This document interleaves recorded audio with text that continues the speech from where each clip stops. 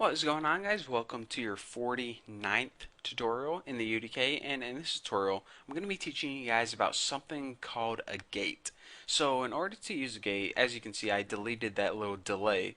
Go ahead and right click new action, and under miscellaneous you're going to have this option called a gate. Make sure you don't choose the AND gate. That's something a little bit different. Just go ahead and choose normal gate. Now what a gate is, it basically represents a real life gate.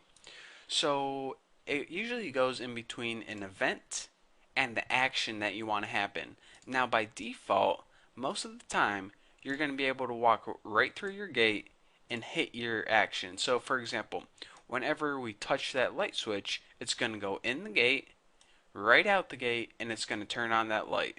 So by default, if we go ahead and X out of this right now and hit play from here, we're going to go hit that light switch, turn on the light, just like normal. So we're saying, alright, that's kind of useless. Why would they even have a gate in there? Well, check it out. This gate also has the option of being closed.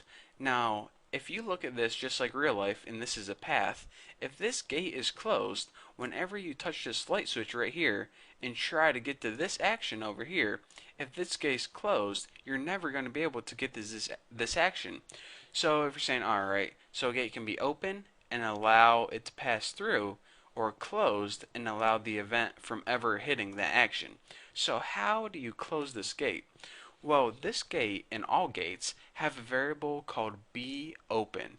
Now if it's set to true, then your information is just going to pass right through one side and out the other just like normal. However, if this beOpen is set to false, then that means your gate is closed. So true means your gate's open and everything's just running fine.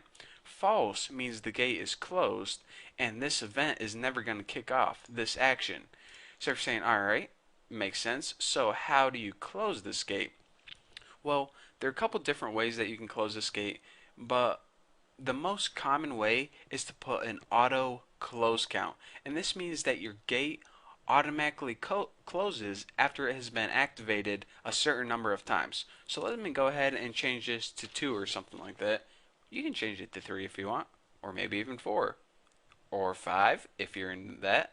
Go ahead. But anyways, I'm just going to go ahead and put 2. And what this means is basically this is what's going to happen in my game. The user is going to hit the light switch, and since this is the first time using the gate, the light's going to turn on just like normal.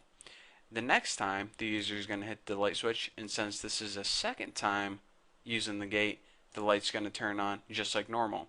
However, the third time the user tries to use the gate, it's going to say, my gate is closed now, so this light ain't turning on, Haas. So let me go ahead and X out of that, but before we do, you're going to see a problem. Right now we have functionality to turn on the light, but we don't have the functionality to turn off the light, so that may look a little weird whenever you're playing our game. So go ahead and hit untouched and turn off, and now X out of this and our game should work fine. So go ahead and right click, play from here, and check it out. First time I hit my switch, 1, it's going to work fine. Now back away. Now the second time I hit it, 2, it's going to work fine. Back away. Now the third time I hit it, my gate's closed. So let me go ahead and hit this.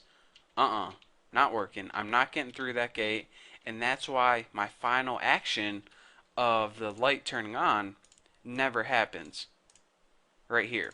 So that's basically the beauty of a gate, and again, this basically prevents things from happening multiple times. For example, if you only want the user to enter a certain room like 3 times, or you only want an enemy to spawn 5 times or something like that, then this is what you would use a gate.